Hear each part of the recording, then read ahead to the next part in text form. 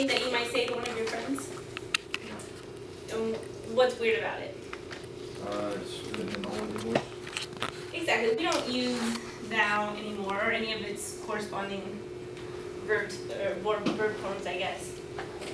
So, what I want to talk to you guys about today, this is a form of using the second person that we stopped using in English around the 16th century. We started to stop using it. But in Spanish, for whatever reason, we'll talk about that later, it's still alive and well. They have two ways of saying you. Tu and usted. So, the tu form is the informal form. So, Tina, can you tell me someone who you would talk to in an informal way? A girlfriend. Girlfriend. So, friends. We use tu to talk to our friends.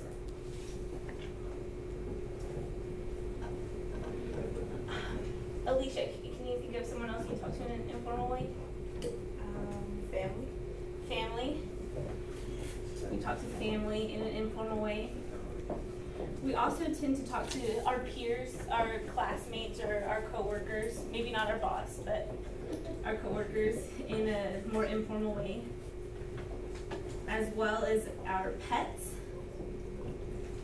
And to small children, we always talk to in using the tu form.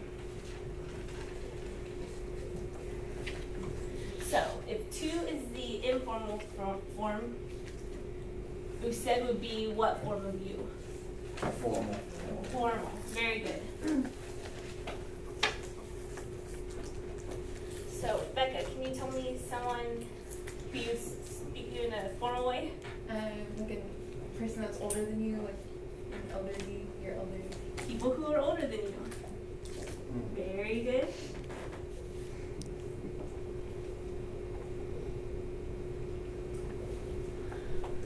Pam, can you think of anyone else? I would say, like, if you want to talk to the president. The president, very good. Authority figures in general. The president, perhaps. Your boss would probably fall under this category of authority figures. And we also use usted to talk to strangers or someone you've just met. Perhaps you just started a business relationship with them. It's just a more formal way of speaking, much like we speak in sort of a different register in English. So, now that we have this nice chart of rules, I should tell you that these rules are not hard and fast. They're variations from country to country, from business to business, family to family, and even within families sometimes people just, maybe you're a more formal type of person and you talk to people in a more formal way, you use the usted form more. And also you might see there's some overlap between the categories, like your grandmother is older than you and also a family member. So in these cases, you're going to have to sort of make a judgment call. The best advice I can give is to use your common sense, and when in doubt, always use the usted form, because that way you're not going to offend anyone. And then if someone is more comfortable being spoken to in the tu form, they'll probably tell you, and that often happens in a business relationship. They'll say, much like we say, please call me by my first name. They'll make that request of you. So, now that we've got that, I want to do a quick quiz to see sort of where we are. Just as a class answer, how would you speak to a police officer? In which form? Tu or usted? Very good, usted. How about if you were talking to your cat? Tu. Very good. And what about a new client at your job? Perfect. So I think we've got that. So now I want to go over the introductory questions that we learned last week, focusing on this distinction between tu and usted. So I'm just going to read the English question and have you guys repeat the questions for me. So how are you in the tu form is ¿Cómo estás? Can everyone say that? ¿Cómo estás? Very good. And the usted form is ¿Cómo está? ¿Cómo está? Very good. And then an appropriate answer, there's a lot of answers you can give, but just to keep things simple, you would answer muy bien, I'm doing very well. Where are you from? And the tu form is ¿De dónde eres? Very good. And in the usted form is ¿De dónde es? ¿De dónde es? Very good. And to answer that, you would say soy de, and then you would say where you're from. Like I'm from Houston, so I would say soy de Houston. Soy de California. There you go. Soy de South And then to say what's your name in the to form, you would say ¿Cómo te llamas? ¿Cómo te llamas? Very good. And in the usted form is ¿Cómo se llama? ¿Cómo se llama?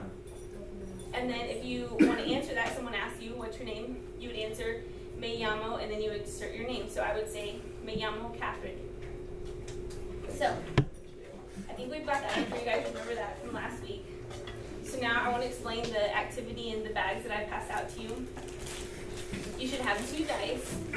One will be either green or yellow, and it'll have in English the questions that we have here. And so that dice will indicate what question you'll ask one of your group members. And then on the other dice, which should be red or blue, you will have, it'll give you a direction of the person to your left or the person to your right or the person that's across from you. And if there's no one to your right or left or across from you, just pick someone else since we're kind of in a scattered arrangement today. And then also in your bag, you'll find some name tags. So I want everyone to put on a name tag. And then once you see who you're going to direct your question to, you can look at their name tag and you determine whether you ask the question in the to form or the usted form. Is everyone okay with this? Any questions? Comments? All right, let's get started. Your mom.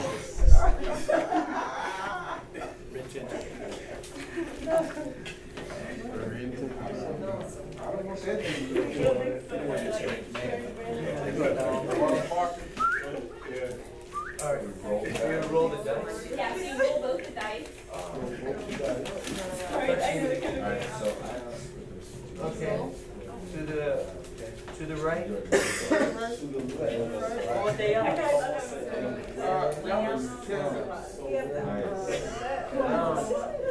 ¿Cómo te llamas?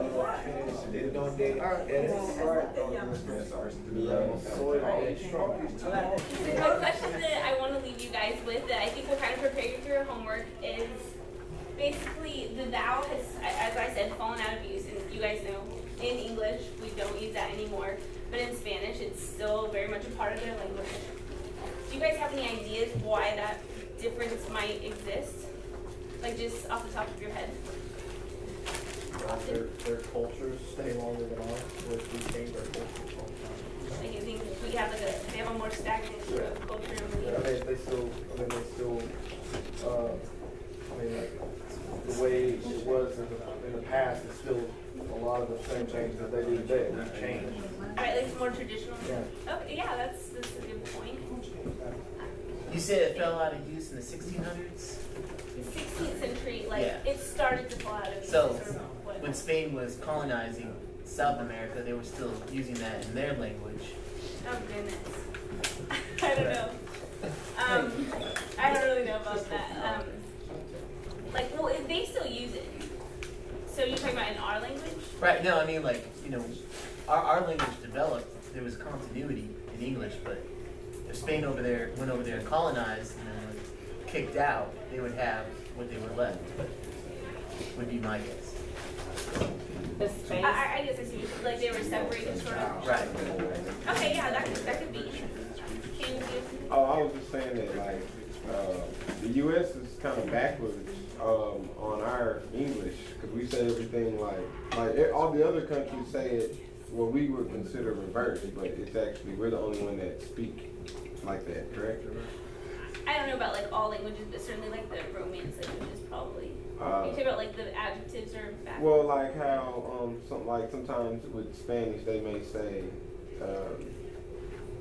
it seems like they put it first. Like if you're trying to say the flower's outside, they'll say outside is the flower or something. And Right. Yeah. Right. Sort of.